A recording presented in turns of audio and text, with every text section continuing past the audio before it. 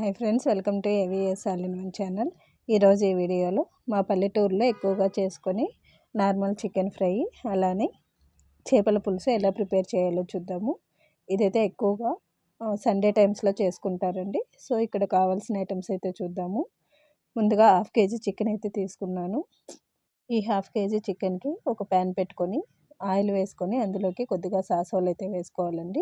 ఫ్రెష్గా ఉన్న కరివేపాకు అయితే వేసుకోవాలి. యాక్చువల్గా ఈ కర్రీలో కరివేపాకే ఎక్కువ ఫ్లేవర్ అండి. ఎలాంటి పుదీనా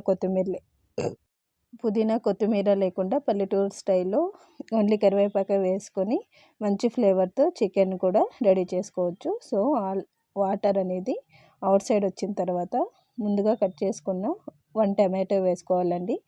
ఇక్కడ 1/2 kgకి ఒక టమాటో అయితే సరిపోతుంది. ఇదైతే సెమీ గ్రేవీ లాగా ఉంటుందండి.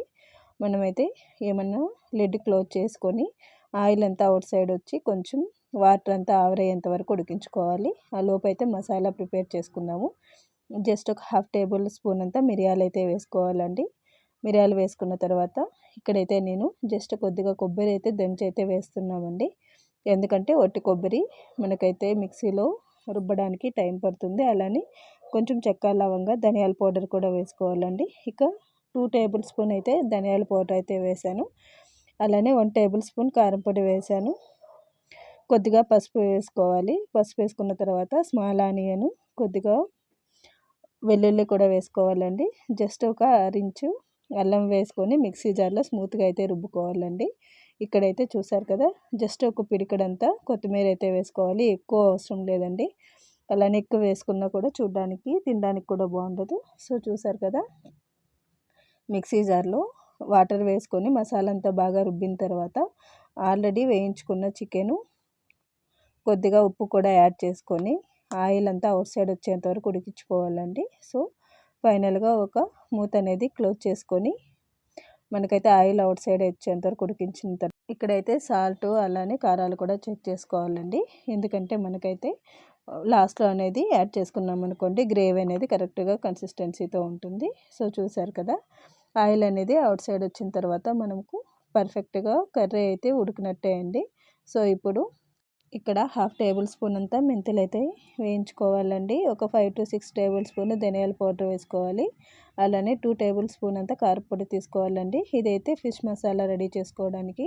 కొద్దిగా పసుపు అయితే తీసుకున్న తర్వాత ఒక పిడికెడంతా రాగిపిండి తీసుకోవాలండి. ఎందుకంటే ఈ రాగిపిండి అనేది చేపల్లో నీసు లేకుండా, స్మెల్ లేకుండా చేస్తుంది. సో ఇది మ్యాక్సిమం ఎవరు వేయరు, ఎక్కువగా పల్లెటూరులోనే ఇలా ట్రై చేస్తారు చేపల పులుసుని. కొద్దిగా ఆనియన్, వెల్లుల్లి వేసి రుబ్బుకున్న తర్వాత ఫ్రెష్గా వాష్ చేసుకొని పెట్టుకున్న చేపలు అయితే తీసుకోవాలండి. ఇక్కడైతే ఒక పెద్ద సైజు నిమ్మ సైజు అంతా చింతపులుసు కూడా తీసుకోవాలి. ఫ్రెష్గా ఉన్న కరివేపాకు తీసుకొని ఒక మూకుడు తీసుకొని ప్యాన్ వేసుకొని అందులోకి సాసవులు, జీలకర్ర, అలానే కరివేపాకు, కొద్దిగా ఆనియన్, వెల్లుల్లి దంచి వేసుకున్న తర్వాత ముందుగా రెడీ చేసి పెట్టుకున్న మసాలానైతే మనమైతే మూకుల్లోకి పోసుకున్న తర్వాత ఇక్కడ ఆయిల్ అనేది ఎక్కువ వేసుకోకూడదు, అలానే వాటర్ కూడా ఎక్కువ వేసుకోకూడదండి. సో రుచికి సరిపడా సాల్ట్ కూడా వేసుకోవాలి.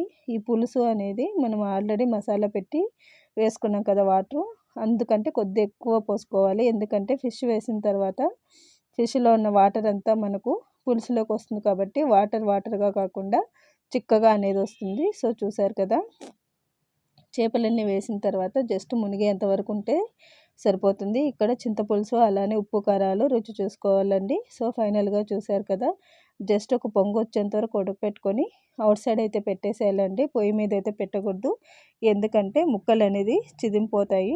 ఫైనల్గా చేపల పులుసు అయితే రెడీ అయిందండి. సో చూసారు కదా, మా పల్లెటూరు స్టైల్లో ఎక్కువగా చేసుకునే చేపల పులుసు. ఇదైతే చిన్నపిల్లలు కూడా ఇష్టంగా తింటారు. అలానే 2 days అయినా ఉంటుందండి. సో ఫైనల్గా 2 నాన్ వెజ్ రెసిపీస్ అయితే చూసారు కదా, మీరు కూడా ట్రై చేసి ఎలా ఉందో నాకైతే కామెంట్ సెక్షన్లో కామెంట్ చేయండి. ఈ వీడియో కనుక నచ్చినట్టయితే లైక్, షేర్ అండ్ సబ్స్క్రైబ్ చేసి మీ ఫ్యామిలీ మెంబర్స్కి అయితే షేర్ చేయండి. Thanks for watching this.